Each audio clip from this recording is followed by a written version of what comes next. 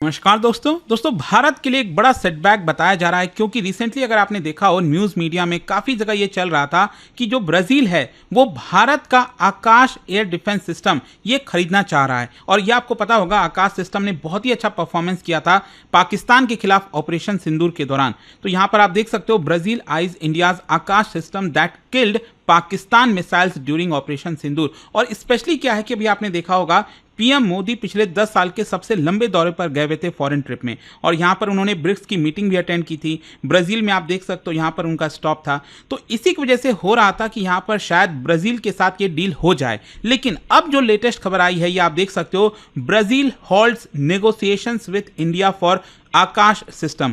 In fact Brazil जो है वो एक्चुअली यूरोपियन एक कंट्री का जो डिफेंस सिस्टम है वो खरीदने जा रहा है। इसको थोड़ा सा डिटेल में समझने की जरूरत है, हुआ क्या यहाँ पर और क्या ये भारत और ब्राज़ील का जो डिफेंस टाइज है क्या इसमें एक बड़ा जोल्ट लगा है, आगे क्या होगा वो सब कुछ मैं आपको बताऊंगा। चलिए आगे बढ़ते हैं, लेकिन उससे पहले आप सबको बता दूं, आप में से जो भी लोग यूपीएससी की तैयारी कर रहे हैं 2026 के लिए, ये परफेक्ट टाइम है आपके लिए शुरुआत करने का क्योंकि एग्जैक्टली 11 महीने का वक्त आपके पास बचा है। इसको आप ले सकते हैं और complete preparation, prelims, mains, interview सब कुछ की तैयारी कराई जाती। अगर आपको कोई भी डाउट है, कोई गाइडेंस चाहिए, मेरी पर्सनल टीम आपको हेल्प करेगी। इस फोन नंबर पर आप कॉल कर सकते हैं and you have to use this code Ankit live ताकि आप मैक्सिमम डिस्काउंट ले सकें। चलिए शुरुआत करते हैं और सबसे पहले देखते हैं भारत और ब्राज़ील का जो स्ट्रैटेजिक टाइज है वो क्या है। देखो दोनों देशों के बीच में काफ़ी बड़ा स्ट्रैटेजिक पार्टनरशिप देखने को मिलेगा। दोनों लार्जेस्ट डेमोक्रेसीज कहे जाते हैं साउथ एशिया और लैटिन अमेरिका में। और यहाँ पर आप देख सकते हो ब्रिक्स में दोनों देश हैं, IBSA that is India Brazil South Africa dialogue forum है और G4 for UN security council reform. G4 में बेसिकली भारत ब्राज़ील तो है ही है, इसके अलावा जर्मनी और जापान भी हैं जो चाहते हैं कि यूनाइटेड नेशंस के अंदर रिफॉर्म लाया जाए। तो रिसेंट ईयर्स में दोनों देशों ने, भारत और ब्राज़ील ने एक्सप्लोर किया है कि कैसे और ज़्यादा जो डिफेंस इंडस्ट्रियल कॉपरेशन है वो हो सके, चाहे वो मिसाइल सिस्टम में हो, फाइटर जेट में हो, नेवल प्लेटफॉर्म में हो।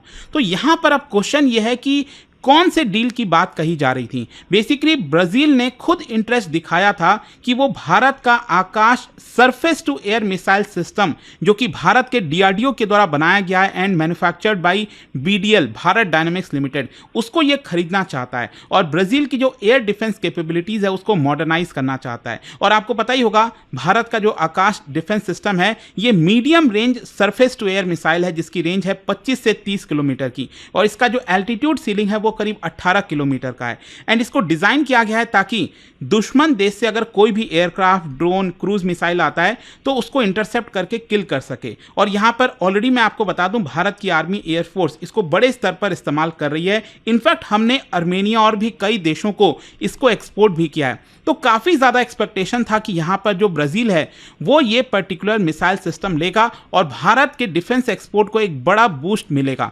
लेकिन ब्राज़ील ने इस पूरे नेगोशिएशन से विड्रॉ कर लिया। अब क्वेश्चन ये आता है कि इसका कारण क्या है। देखो सबसे पहले यहां पर बताया जा रहा है ऑपरेशनल रिक्वायरमेंट। बेसिकली ब्राज़ील की जो आर्मी है उसको और ज्यादा मॉडर्न और नेटो स्टैंडर्ड सिस्टम चाहिए था जो कि high speed, high altitude threat को हैंडल कर सके। तो एक तो ये मेन कारण है कि उनका रिक्वायरमेंट थोड़ा सा और ज़्यादा ऊपर था। फिर दूसरा टेक्नोलॉजिकल असेसमेंट, जो ब्राज़ीलियन मिनिस्ट्री ऑफ डिफेंस है वो एक्चुअली एक्टिव रडार सीकर्स को फेवर कर रही थी और ये बेसिकली आपको इटली का जो सिस्टम है उसके अंदर देखने को मिलेगा। इसके बारे में आपको आगे बताऊंगा, लेकिन ये आकाश एयर डिफेंस सिस्टम में नहीं है। और तीसरा कारण है इंटरऑपरेबिलिटी। एक्चुअली अगर आप देखोगे ब्राज़ील का जो पूरा डिफेंस फोर्सेज है it is largely integrated with western equipment, जो नेटो का इक्विपमेंट है उसके साथ यहां पर जाता है। तो ऑब्वियस सी बात है अगर वो भारत का आकाश सिस्टम खरीदते तो उनको काफ़ी सारा मेहनत करना पड़ता, काफ़ी खर्चा होता। तो यहाँ पर कहीं ना कहीं ब्राज़ील चाह रहा था कि जो नेटो से रिलेटेड इक्विपमेंट है उसी के साथ वो जाए। फिर चौथा है टेक्निकल रेडीनेस। बेसिकली इटली का जो EMADS मैं आपको बताऊंगा इसके बारे में, वो एक्चुअली फास्टर डिप्लॉयमेंट कर सकता है और लोअर मेंटेनेंस है। तो ब्राज़ील को चाहिए था कि वो इसकी तरफ जाना चाहता है। अब क्वेश्चन ये है कि ब्राज़ील ने चुना क्या है। ब्राज़ील ने चुना है इटली का EMADS, that is enhanced modular air defence system. और ये बेसिकली डेवलप किया गया है by MBDA, that is Europe का है पूरा सिस्टम, और इटली और यूके इसका इस्तेमाल करते हैं। और इसके अंदर मैं आपको बता दूं ये दो वेरिएंट है, एक तो है आपका छोटा variant range CAMM common anti air modular missile, और दूसरा इसका ER वेरिएंट है, मतलब एक्सटेंडेड रेंज, जिसकी एक्सटेंडेड रेंज है 40 to 50 किलोमीटर। तो यहां पर आप समझ पा रहे होंगे कि आकाश का जो सिस्टम है वो करीब आपको 30-40 किलोमीटर के आसपास देखने को मिल रहा है। यहां पर 45 से 50 किलोमीटर का रेंज है और 360 डिग्री कवरेज है विथ वर्टिकल लॉन्च, और इसके अंदर है एक्टिव रडार सीकर और सॉफ्ट लॉन्च टेक। और ये जैसा मैंने आपको बताया ये नेटो कैपेबल कंपेटेबल प्लेटफॉर्म में इंटीग्रेट हो सकता है। तो ब्राजील को इसको लेकर मेहनत नहीं करनी होगी। उसका जो पूरा प्रोजेक्ट का कॉस्ट आएगा वो होगा करीब $915 मिलियन, मतलब $1 बिलियन के आसपास आएगा। इसमें सब कुछ आ जाएगा, radar, mobile launchers, missiles, training. तो कहीं ना कहीं ब्राजील जो है वो इटली के इस पर्टिकुलर एयर डिफेंस सिस्टम के साथ चला गया। लेकिन क्वेश्चन यहां पर यह आता है कि क्या भारत के लिए सब कुछ खत्म है? देखो ऐसा नहीं है, देखने से लग सकता है कि हाँ, नो डाउट कि यहां पर एक बड़ा सेटबैक है भारत के लिए, लेकिन उसके बावजूद भी अगर आप देखोगे तो ब्रिक्स समिट में जब पीएम मोदी गए और वहां पर एक बायलैटरल मीटिंग भी हुआ ब्राजीलियन प्रेसिडेंट लूला दा सिल्वा के साथ, और यहां पर दोनों ने एग्री किया कि जो डिफेंस इंडस्ट्रियल कोलैबोरेशन है उसको एक्सपैंड किया जाएगा, और जो ज्वाइंट डेवलपमेंट है, को प्रोडक्शन है, ट्रांसफर टेक्नोलॉजी है, उसको और ज्यादा डीपन किया जाएगा। जहां पर कुछ स्पेसिफिक सेक्टर्स की बात हुई, फॉर एग्जांपल मिसाइल्स, जो ब्रह्मोस क्रूज मिसाइल है ये पॉसिबली हम ब्राजील को बेच सकते हैं, तो उसको लेकर बातचीत स्टार्ट हुआ। फाइटर जेट, भारत के द्वारा जो LCA तेजस MK1 बनाया जा रहा है, और यहां पर हो सकता है कि यह भी एक बड़ी पॉसिबिलिटी हो कि हम ब्राजील को दें, और कॉपरेशन हो इन मेंटेनेंस एंड प्रोडक्शन के अंदर भी, मतलब हम ब्राजील के अंदर भी इसका ज्वाइंट प्रोडक्शन करने के लिए रेडी हैं, ऐसी भी बात चल रही है। फिर तीसरा यहां पर सबमरीन को लेकर आपको पता ही होगा, स्कॉर्पियन क्लास जो सबमरीन डेवलप किया गया है भारत और फ्रांस के द्वारा, उसमें भी ब्राजील ने इंटरेस्ट शो किया है। और आर्टिलरी सिस्टम जो गरुड़ा 105 लाइट फील्ड गन है वो भी हम प्रोडक्शन स्टार्ट कर सकते हैं ब्राजील के अंदर, और साथ ही साथ कई चीज़ों के अंदर collaboration, satellite surveillance, cyber warfare और AI इन डिफेंस सिस्टम, इन सबको भी लेकर कोलैबोरेशन दोनों देश के बीच में हो सकता है। तो ये जो डिस्कशंस हैं वो दिखाते हैं कि कहीं ना कहीं वेस्टर्न डिफेंस की जो मोनोपोलीज है उस पर अपनी डिपेंडेंसी थोड़ा सा कम करना चाहता है ब्राजील, और south south defence industrial access को बढ़ाना चाहता है, मतलब भारत के साथ एक बेटर डील करना चाहता है ताकि एक देश के साथ यहां पर डिपेंडेंसी ना रहे। फिर दूसरा यहां पर स्ट्रैटेजिक इसका इंप्लीकेशन क्या है? देखो अगर हम भारत के पर्सपेक्टिव से बोलें तो शॉर्ट टर्म में नो डाउट यहां पर भारत के लिए लॉस है, क्योंकि आकाश मिसाइल सिस्टम का जो डील होना था वो नहीं हो पाया। दूसरा यहां पर लॉन्ग टर्म गेन हो सकता है, ब्राजील अभी भी ओपन है future versions of Akash system के लिए, तो अगर हम और बेटर कर सकें आकाश सिस्टम को तो हो सकता है विथ एक्टिव सीकर्स के साथ, तो हो सकता है ब्राजील के साथ फ्यूचर में डील हो जाए। और यहां पर देखिए DRDO के लिए भी एक बड़ा सिग्नल है, अगर हमें और DRDO को एक्सपोर्ट बढ़ाना है डिफेंस सिस्टम का, तो हमें अपने मिसाइल सिस्टम को और ज्यादा मॉडर्नाइज करना होगा, और अगर हो सके तो नेटो इंटरऑपरेबिलिटी बनानी होगी, क्योंकि दुनिया में बहुत से ऐसे देश हैं जिनके पास नेटो के सिस्टम बने हुए हैं, तो अगर हमें उनको बेचना है तो वो फैसिलिटी देना पड़ेगा ना कि आपको कोई प्रॉब्लम नहीं आएगी अगर भारत के सिस्टम का आप इस्तेमाल करते हैं। और जहां तक सवाल है ब्राजील के लिए इंप्लीकेशन एक तो यह है कि NATO grade air defence system को वो चाहता है, एक तो यह है ऑब्वियस सी बात है, वो इटली वाला ही सिस्टम चाहता है, लेकिन साथ ही साथ वो भारत के साथ बाकी चीजों के लिए ओपन है, तेजस हो गया, ब्रह्मोस हो गया, तो इसके लिए आगे हमें कोशिश करनी होगी कि ये सारे डील हो सकें।